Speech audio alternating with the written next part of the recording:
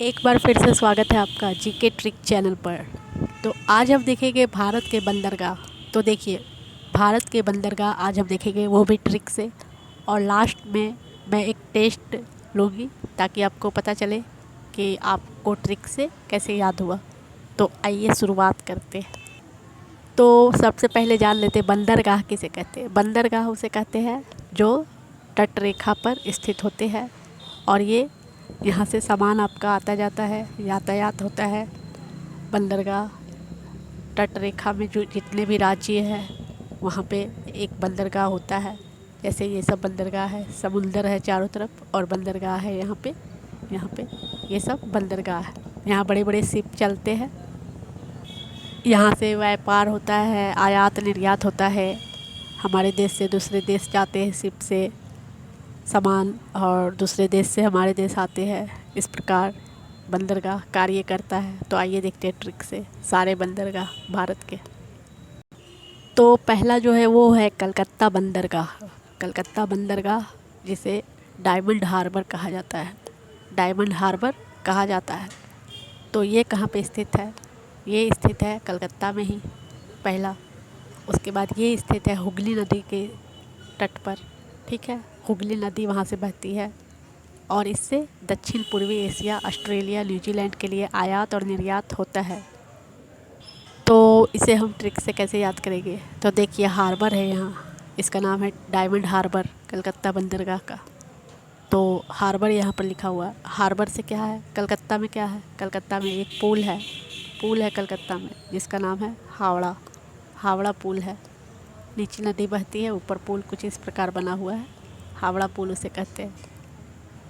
तो जो हार्बर है, हार्बर जो है वो हावड़ा की तरह साउंड कर रहा है ना, हावड़ा की तरह साउंड करता है हार्बर।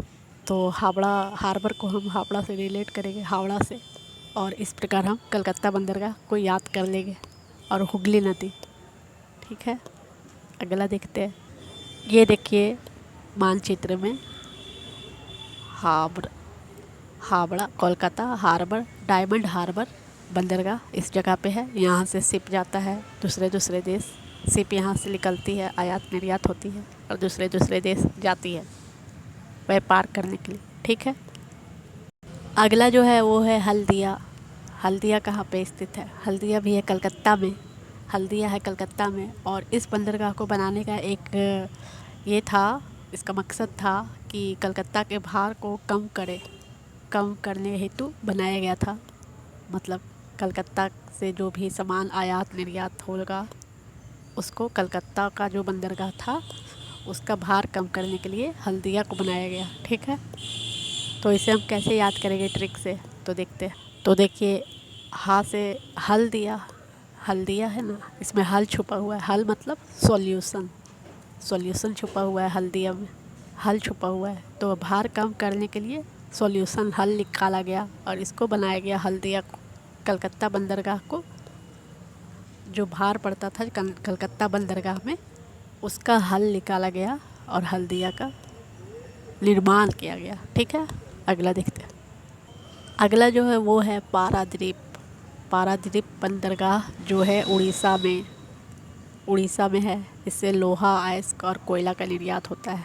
अलग अलग देशों में जाता आता है लोहा, अयस्क और कोयला। पारादीप, उड़ीसा। अब हम इसे ट्रिक से कैसे याद करेंगे? तो देखिए, पारा है ना, पारा में क्या छुपा हुआ है? पारा में पर छुपा हुआ है। पर यानी पंख। तो उड़ी है, तो अगर पंख रहता है, पर रहता है तभी कोई चिड़िया उड़ती है ना। तो पर है तो उड़ी, चिड़िया उड़ी। पर नहीं है तो चिड़िया नहीं उड़ी। इस प्रकार उड़ीसा और पारादीप को हम रिलेट करके याद कर सकते हैं ट्रिक के द्वारा। ये देखिए मैप में पारादीप यहाँ पे है। पारादीप उड़ीसा राज्य के तट में है। यहाँ पे पारादीप। पर है तो उड़ी, वरना नहीं उड़ी। यहाँ से शिप जाता है अलग अलग देशों में, शिप यहाँ से निकलता है और अलग अलग देशों में व्यापार करता है, ठीक है। अगला देखिए, अगला है विशाखापट्टनम। विशाखापट्टनम बंदरगाह जो है आंध्र प्रदेश में, ठीक है। ये भारत का सबसे गहरा बंदरगाह है। ये भी प्रश्न कई बार एग्जाम में पूछ लिया जाता है कि भारत का सबसे गहरा बंदरगाह कौन सा है। तो ये है विशाखापट्टनम। जो आंध्र प्रदेश में है। यहाँ पर आयात निर्यात होता है कच्चा तेल और पेट्रोलियम का, ठीक है। ये प्रसिद्ध है उत्पादन के लिए भी। तो इसे हम ट्रिक से कैसे याद करेंगे? तो हम इसे ट्रिक से इस प्रकार याद कर सकते हैं।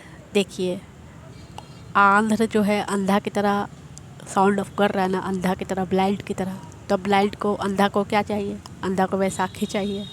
विशाखा से हमने वैसाखी बना दिया। वैसाखी दे दो अंधे को, अंधा अपना चल के चला जाएगा। इस प्रकार हमने विशाखा से वैसाखी बना लिया और आंध्र प्रदेश से अंधे को रिलेट करके इसे ट्रिक के द्वारा याद कर लिया, ठीक है। देखिए, विशाखापट्टनम यहाँ पे है। यहाँ से शिप निकलता है, जहाज़ निकलता है, अलग अलग देशों में जाता है, आयात निर्यात होता है यहाँ से, ठीक है। उसके बाद है चेन्नई। चेन्नई जो है तमिलनाडु में। तो चेन्नई जो है तमिलनाडु में, सबको पता है तमिलनाडु की राजधानी क्या है? चेन्नई है, ठीक है। तो इस प्रकार हम तमिलनाडु की राजधानी चेन्नई याद कर सकते हैं। चेन्नई बंदरगाह तमिलनाडु में है। भारत का दूसरा सबसे बड़ा यातायात घनत्व वाला बंदरगाह है, जो भारत का सबसे पुराना बंदरगाह है, कृत्रिम बंदरगाह। और यहाँ से उर्वरक, खनिज, लोहा, पेट्रोलियम उत्पादन, व्यापार होता है, ठीक है, चेन्नई बंदरगाह से। तो चेन्नई बंदरगाह कहाँ पे है? देखिए, चेन्नई यहाँ पे है। यहाँ से आपका जहाज़ और शिप निकलता है, व्यापार करता है दूसरे दूसरे देशों में जाके, ठीक है। अगला है तूतीकोरिन। तूतीकोरिन जो है ये है तमिलनाडु में, ठीक है। तूतीकोरिन, देखिए, ता से होता है तमिलनाडु, ता से तमिलनाडु और ता से तूतीकोरिन बंदरगाह। इसे हम इस प्रकार याद कर सकते हैं। ता राज्य है तमिलनाडु और तूतीकोरिन भी शुरुआत होता है ता से। ये जो बंदरगाह है तूतीकोरिन, ये सबसे लास्ट में है। देखिए, यहाँ पे है सबसे लास्ट में, इंडिया का सबसे लास्ट में। यहाँ से इंडिया से शिप जाती है, आती है, अलग अलग देशों में व्यापार करती है, आयात निर्यात करने के लिए, ठीक है। अब अगला देखते हैं। अगला है कोचीन। कोचीन या कोच्चि इसे कहा जाता है। कोचीन बंदरगाह, कोच्चि बंदरगाह जो है केरला में, ठीक है। तो केरल से हम क्या रिलेट करें? केरल को हम रेल से रिलेट करते हैं, ठीक है। केरल को हम रेल से रिलेट करेंगे। और रेल में क्या होता है? कोच होता है। रेल में कोच होता है ना, कोच होता है, जो डब्बा होता है उसे हम कोच कहते हैं, रेलवे कोच। इस प्रकार हम केरल और कोच को, रेल और कोच को रिलेट करके केरल बंदरगाह केरला में है, कोचीन बंदरगाह, इस प्रकार हम याद कर सकते हैं। और यहाँ से क्या निर्यात होता है, आयात होता है? तो मसाले यहाँ से निर्यात होते हैं, मसाले को यहाँ से ले जाया जाता है। चाय, कॉफ़ी, मसाला, पता है सबको कि यहाँ पे ज़्यादा उत्पादन होता है इन सब चीज़ों का, तो यहाँ से निर्यात होता है, दूसरे देशों के लिए जाता है, ठीक है। देखिए, यहाँ पे है कोचीन। कोचीन केरला, केरला राज्य में है कोचीन। यहाँ से जाता है शिप लेके, दूसरे दूसरे राज्य, देश में व्यापार करते हैं, इधर से, ठीक है। अगला है मर्म गोवा। मर्म गोवा, इसमें तो गोवा नाम ही आ जाता है। मर्म गोवा गोवा में स्थित है, ठीक है। अगर एग्ज़ाम में पूछ दिया जाए तो आप याद कर, गोवा से अनुमान लगा सकते हैं कि ये गोवा में है, ठीक है। और मर्म से बोल दीजिएगा गर्म, गर्म मान लीजिएगा, गर्म। गोवा बहुत गर्म जगह है, वहाँ पे सब जाते हैं, बीच है वगैरह, तो इस प्रकार याद कर लीजिएगा। अगला देखते हैं। देखिए, मर्म गोवा जो है यहाँ पे है, यहाँ पे है मर्म गोवा बंदरगाह। यहाँ से जाता है शिप से, सब लेकर आयात निर्यात होता है यहाँ पे, ठीक है। उसके बाद है नाहावासोवा। नाहावासोवा ये कहाँ पे है? ये बंदरगाह, इसे बोला जाता है जवाहरलाल नेहरू बंदरगाह, जो है महाराष्ट्र में, मुंबई में स्थित है। तो इसको नाम से ही याद हो जाएगा, नाहावास। देखिए, नेहरू में है और नाहावासावा, तो ये दोनों एक जैसा सेम साउंड कर रहा है, नेहरू और नाहावासा। इस प्रकार हम याद कर सकते हैं। और ये जो बंदरगाह जो बना हुआ है, ये बहुत ही मॉडर्न तरीक़ा से बना हुआ है, टेक्निकल है इसमें बहुत ज़्यादा। और नेहरू से नाहावासा, इस प्रकार हम इसे ट्रिक के द्वारा याद कर सकते हैं। ये मुंबई महाराष्ट्र में है, ठीक है। ये जो है बंदरगाह, ये यहाँ पे है, देखिए यहाँ पे है छोटा सा। मुंबई का भार कम करने के लिए इसे बनाया गया था। ठीक है, यहाँ से जाता है, यहाँ से सब जाता है। देखिए मुंबई बंदरगाह जो है वो है पश्चिमी तट, सबसे प्राकृतिक बंदरगाह, सबसे बड़ा प्राकृतिक। वही नाहावासा जो था उसके ऊपर जो एक था बंदरगाह, वो है मुंबई बंदरगाह। और मुंबई का भार कम करने के लिए नाहावासा को बनाया गया था। इस प्रकार हम इसे ट्रिक के द्वारा याद कर सकते हैं। ठीक है, इसके बारे कुछ जानकारी है। सर्वाधिक आयात करने वाला बंदरगाह, सबसे ज़्यादा आयात यहाँ से होता है। भारत का 20% व्यापार यहीं से होता है। पेट्रोल व शुष्क निर्मित सामग्री का व्यापार यहीं से होता है। ठीक है, सबसे ज़्यादा आयात करता है यहाँ। देखिए यहाँ पे जो मुंबई बंदरगाह है यहाँ पे, तो ये तेल पेट्रोल का आयात करता है। देखिए इधर से अरब जाता है, शिप से अरब जाता है, तेल उल का आयात इधर से ज़्यादा होता है। ठीक है, अगला है कांडला। कांडला कहाँ पे है? गुजरात में है। तो देखिए यहाँ पे रात है ना, और यहाँ पे कांड है। तो अगर ज़्यादा रात में आप लिख लोगे तो कांड हो जाएगा भैया, कांड हो जाएगा।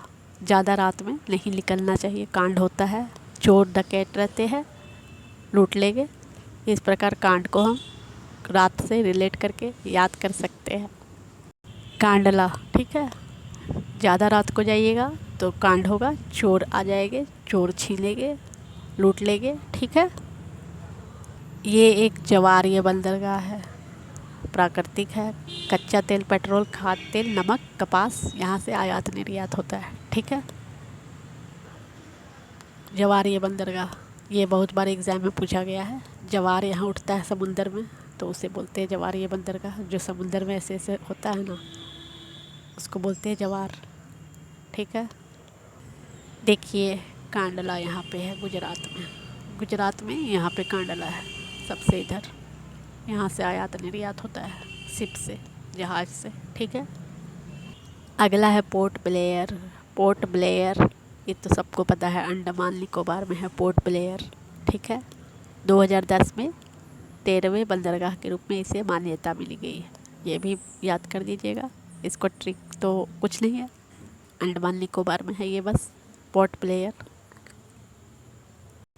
देखिए पोर्ट ब्लेयर यहाँ पे है, अंडमान निकोबार में, समुंदर के बीच में। पोर्ट ब्लेयर अंडमान निकोबार में है। यहाँ से सब जगह जाता है शिप से सामान। ठीक है, अब देख लेते हैं कुछ प्रश्न, ताकि आपका टेस्ट पता चल सके कि आपको याद हुआ है कि नहीं याद हुआ है। तो देखिए विशाखापट्टनम बंदरगाह कहाँ पे है? हमने क्या ट्रिक लगाया था इसमें? हमने लगाया था जो अंधा होता है उसे वैसाखी दे दो, है ना। इस प्रकार हम आंध्र प्रदेश को टिक लगा लिए। अब देखते हैं कांडला बंदरगाह कहाँ है। तो हमने इस पर क्या ट्रिक लगाया था? हमने लगाया था इसमें ट्रिक कि रात में अगर निकलोगे तो कांड होगा। रात में निकलोगे तो कांड होगा। चोरों का डर रहता है, डकैतों का डर रहता है। ठीक है, भूत भी आ सकते हैं। तो उम्मीद है कि याद हो रहा होगा आपको अच्छे से। डायमंड हार्बर कहाँ पे है बंदरगाह? इसका हमने क्या ट्रिक लगाया था? हार्बर से हावड़ा पुल है, ये कहाँ पे है? ये कोलकाता में है। हावड़ा पुल जो है कोलकाता में है। तो इस प्रकार हम हार्बर से हावड़ा हो गया, बहुत इजी है। कोच्चि बंदरगाह कहाँ है? इसे हमने कैसे याद किया था? रेल रहता है जो रेल, उसमें क्या रहता है? उसमें कोच रहता है, डब्बे को हम कोच बोलते हैं। तो कोच्चि कहाँ है? केरल में। ठीक है, तो इस प्रकार हमने भारत के प्रमुख बंदरगाह को याद भी कर लिया और हमने टेस्ट भी लगा लिया और हमें पता चल गया कि हम कितना सीखे इस ट्रिक के द्वारा। तो अगर आपको ऐसे ही ट्रिक अच्छे चाहिए तो आप मेरे चैनल को सब्सक्राइब कर लीजिए, लाइक करें, शेयर करें, ताकि मुझे मोटिवेशन मिले। धन्यवाद। जय हिंद, जय भारत।